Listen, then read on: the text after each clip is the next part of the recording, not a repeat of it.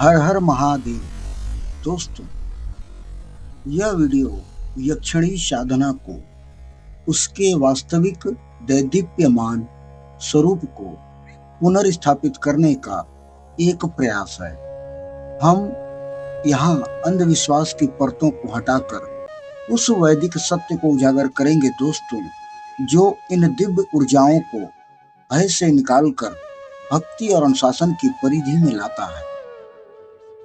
अक्सर अक्सर यक्षिणियों को सिनेमाई डरावनी कहानियों या वशीकरण के निम्न स्तर के तंत्र में सीमित कर दिया जाता है। निम्न स्तर के तंत्र, लेकिन सत्य सत्य इससे कहीं अधिक सूक्ष्म और पवित्र है दोस्तों। भ्रम बनाम यथार्थ। यक्षिणी कोई अतृप्त आत्मा या भूत नहीं है। वे यक्ष लोक की अधिष्ठात्री शक्तियां हैं, जो कुबेर धन के देवता के साम्राज्य का संरक्षण करती हैं। और उनका प्रकृति से संबंध, वे प्राकृतिक की उपजाऊ शक्ति का प्रतिनिधित्व करती हैं। प्राचीन मंदिरों में जैसे सांची और मथुरा की मूर्ति कला में उन्हें वृक्षों और जल के पास दिखाया गया है, जो जीवन की प्राण शक्ति का प्रतीक है। और डर का मनोविज्ञान। साधना में डर केवल साधक की अपनी आंतरिक असुरक्षा का प्रतिबिंब है। आंतरिक असुरक्षा का प्रतिबिंब। जब हम लालच के साथ किसी शक्ति को वश में करने की कोशिश करते हैं, लालच के साथ, तो वही ऊर्जा हमें नष्ट कर देती है। नैतिक साधना में वश नहीं, साहचर्य का भाव होना चाहिए, साथ का भाव। और यक्षिणी साधना को समझने के लिए उन्हें ब्रह्मांडीय पदानुक्रम में सही स्थान देना अनिवार्य है, कि जानना जरूरी है कि उनका सही स्थान क्या है। जैसे कि श्रेणी में दोस्तों दिव्य माता महाशक्तियों को, जैसे कि सर्वोच्च स्रोत है महाशक्ति के दुर्गा, लक्ष्मी आदि शक्ति। और साधक का दृष्टिकोण होना चाहिए भक्ति और समर्पण। और यक्षिणी जो है दिव्य माता की प्रचुरता की अभिव्यक्ति है। दिव्य माता की प्रचुरता की अभिव्यक्ति, और उसमें साधक का दृष्टिकोण होना चाहिए सम्मान और अनुशासन। और भौतिक संपदा जो है साधना का उप उत्पाद, इसमें साधक का दृष्टिकोण होना चाहिए तटस्थता और उपयोग। यक्षिणियां पृथ्वी के गुप्त कोशों, चाहे वह आध्यात्मिक गान हो या भौतिक रत्न की रक्षक है। वैदिक परंपरा के अनुसार यक्षिणी साधना केवल तभी फलित होती है जब साधक का चरित्र वज्र के समान कठोर और पवित्र हो। बिना यौगिक अनुशासन के मंत्रोच्चार केवल ध्वनि मात्र है। और साधना की सफलता मंत्र से ज्यादा मेरे प्यारे दोस्तों मनसा पर निर्भर करती है कि तुम्हारी मनसा क्या है। यदि आपका उद्देश्य केवल व्यक्तिगत स्वार्थ या दूसरों पर प्रभुत्व पाना है, तो यह मार्ग आपके आध्यात्मिक पतन का कारण बनेगा। इसे आध्यात्मिक जुआ ना समझें। और जब आप यक्षिणी को एक दिव्य सखी, माता या मार्गदर्शक के रूप में देखते हैं नैतिक इरादे से, तो वे आपके भीतर की कमी को समाप्त कर प्रचुरता के द्वार खोल देती है। और बीज मंत्र, यह केवल शब्द नहीं बल्कि एक विशेष फ्रीक्वेंसी है, जो साधक के सूक्ष्म शरीर को यक्षलोक की ऊर्जा के साथ ट्यून करती है।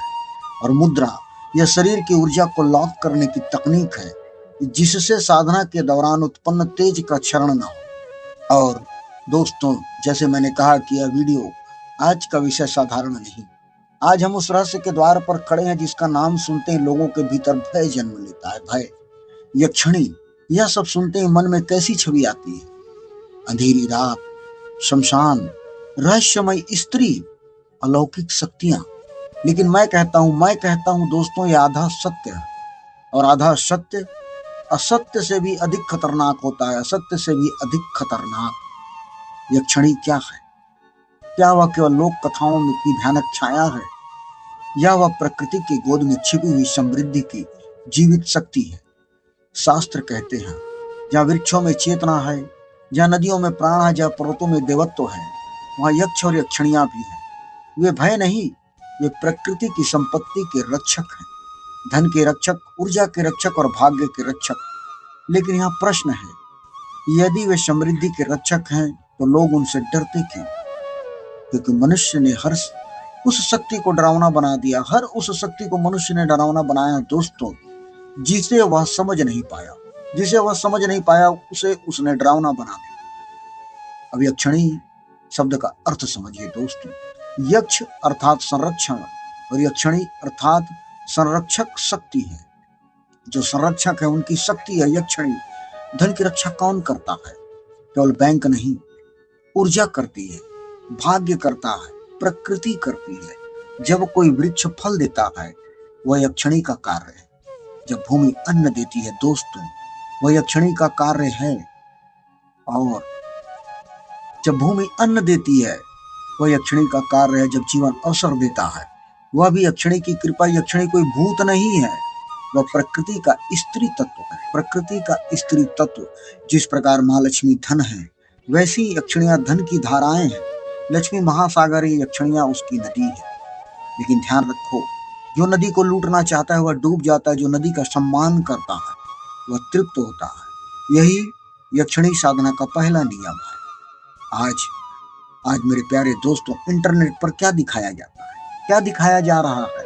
7 दिन में यक्षिणी सिद्धि, रात में बुलाओ, धन बरसने लगेगा, वशीकरण होगा। यह सब क्या है?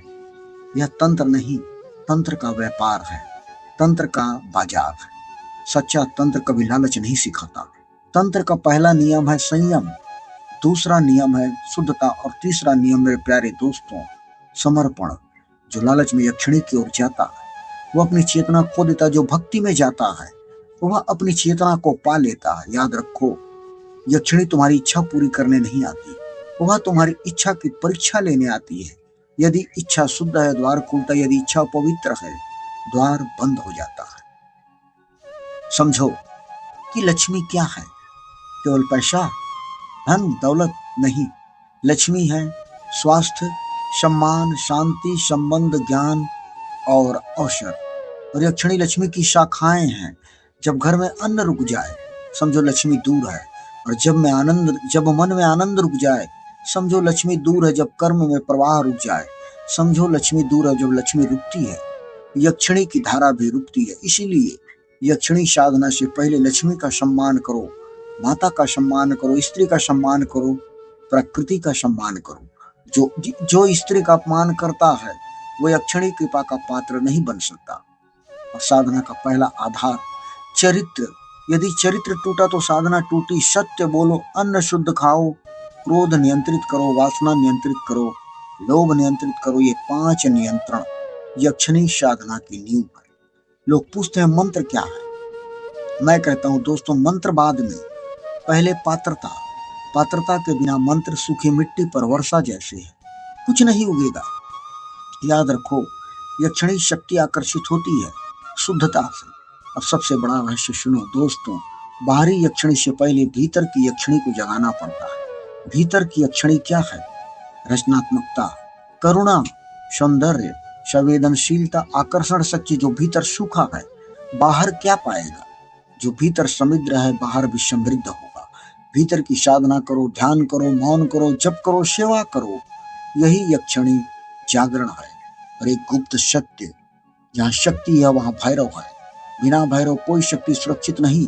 यही कारण है कि हर तंत्र में भैरव का स्थान पहले है। भैरव क्या है? जागरूकता, सुरक्षा, सीमा, अनुशासन। यदि मनुष्य भैरव के अनुशासन में नहीं है तो शक्ति उसे भटका सकती। इसलिए पहले भैरव फिर शक्ति, पहले शिव फिर शक्ति। शिव बिना शक्ति शव है, शक्ति बिना शिव अराजकता है। पहले भैरव फिर शक्ति, पहले शिव फिर शक्ति। शिव बिना शक्ति सौ है और शक्ति बिना शिव अराजकता।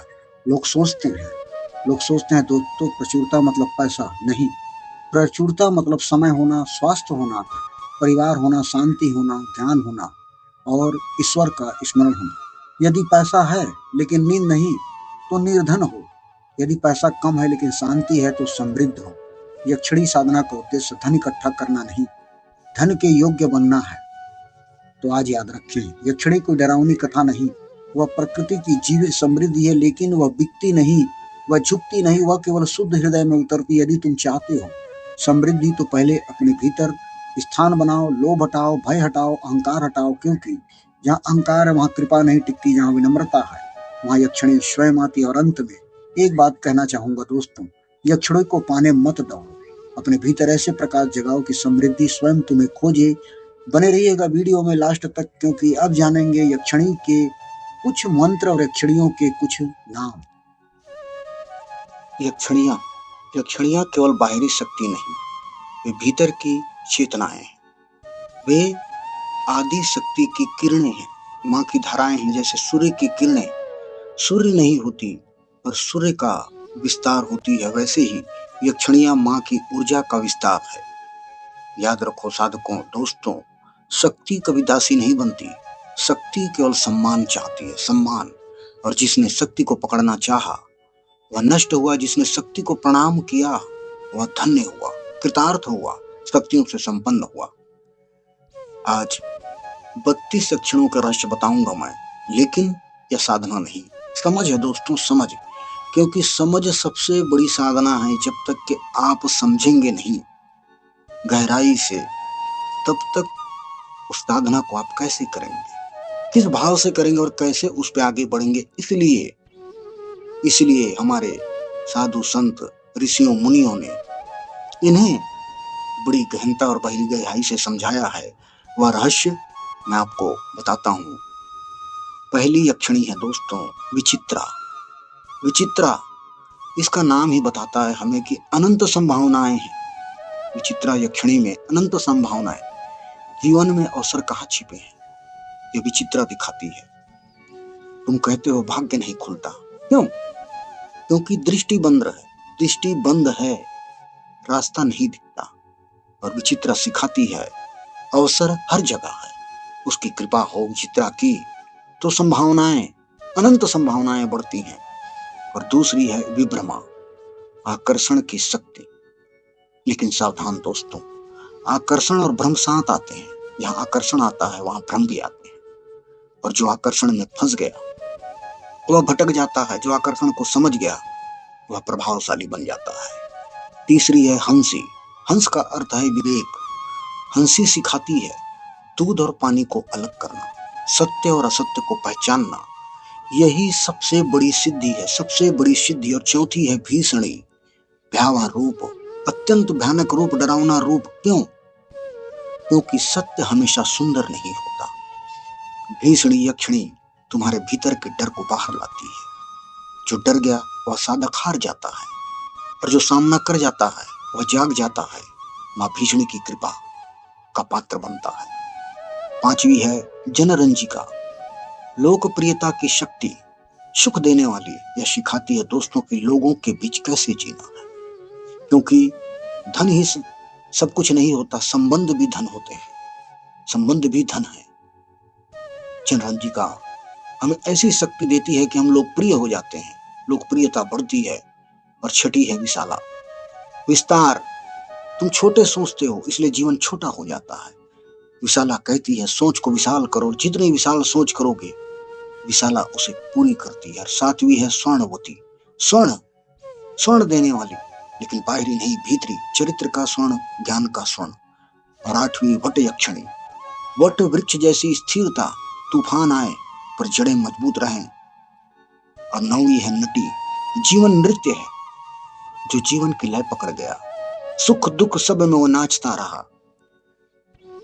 यही नटी की कृपा है। और 10वीं है सुर सुंदरी, सौंदर्य, लेकिन बाहरी नहीं, आत्मिक, सच्चा सौंदर्य, शांति। और 11वीं मनोहरा, मन को हर लेने वाली। मन किससे बंधता है? जिससे प्रेम हो। और 12वीं कनकवती, कनक अर्थात मूल्य, जिस जीवन का मूल्य समझो और समय का मूल्य समझो। 13वीं कामेश्वरी, कामना के अधिष्ठात्री, कामना बुरी नहीं, असंयम बुरा है। और 14वीं रतिप्रिया, आनंद लेकिन विषय आनंद नहीं, आत्मानंद। 15वीं पद्मनी, कमल, पद्मनी कमल, कीचड़ में रहकर भी निर्मल, यही साधक का जीवन है। 16वीं शंखनी, ध्वनि, ध्वनि से ब्रह्मांड बना, वाणी की शक्ति को समझो, वाणी सिद्धि देने वाली शंखनी। और 17वीं चंद्रिका, शीतलता, क्रोध में जीवन जलता है, चंद्रिका कहती है शांत रहो। 18वीं मालिनी, माला, जप, निरंतर स्मरण का संकेत। और 19वीं मोहनी, मोह, जो मोह को समझ गया, इसमें नहीं फंसा, वही मुक्त हो जाता है। 20वीं ललिता, सरलता, ईश्वर जटिल नहीं है दोस्तों, सरल है। यही सिखाती है माँ ललिता और 21वीं सुंदरी संतुलन, और संतुलन ही सौंदर्य है। 22वीं कमला लक्ष्मी का प्रभाव धन तभी टिकेगा जब धर्म होगा, और 23वीं भद्रा शुभता हर विचार शुभ रखो। 24वीं करुणा दया, दया सबसे बड़ी शक्ति। 25वीं उग्रतारा उग्रता, उग्रता दोस्तों की कभी कभी कठोर होना भी धर्म है। और 26वीं सिद्धेश्वरी सिद्धि की स्वामिनी पर याद रखो, सिद्धि लक्ष्य नहीं है, सत्य लक्ष्य है। 27वीं मातंगी वाणी की देवी, जो वाणी संभाल गया जीवन संभाल गया। 28वीं बगला मुखी स्वरूपा, रोकने की शक्ति, नकारात्मकता को रोकना सीखो। 29वीं कालरात्रि स्वरूपा, अहंकार का सामना, अंधेरा शत्रु नहीं गुरु है। और 30वीं महालक्ष्मी स्वरूपा, पूर्ण समृद्धि, धन, शांति और सम्मान। 31वीं अन्नपूर्णा स्वरूपा, अन्न भूखे को भोजन देना सबसे बड़ी पूजा। और 32वीं आदि शक्ति, सभी यक्षिणियों का मूल। सब कुछ माँ से निकला है, सब कुछ माँ में ही लौटेगा। और सुनो दोस्तों, इन 32 यक्षिणों का रहस्य क्या है? वे बाहर नहीं भीतर है, तुम्हारे भीतर। विचित्रा है, विभ्रमा है, हंसी है, भीषणी है, सब है। प्रश्न यह नहीं कि यक्षिणी कहाँ है, प्रश्न यह है तुम्हारी चेतना कहाँ है। यदि मन शुद्ध है यक्षिणी कृपा है, यदि मन अशुद्ध है यक्षिणी परीक्षा है। कहते हैं कि शक्ति के साथ भैरव अनिवार्य, इसलिए अनिवार्य है दोस्तों क्योंकि शक्ति बिना अनुशासन विनाश है। भैरव सीमा है, भैरव जागरूकता है, पहले भैरव फिर शक्ति।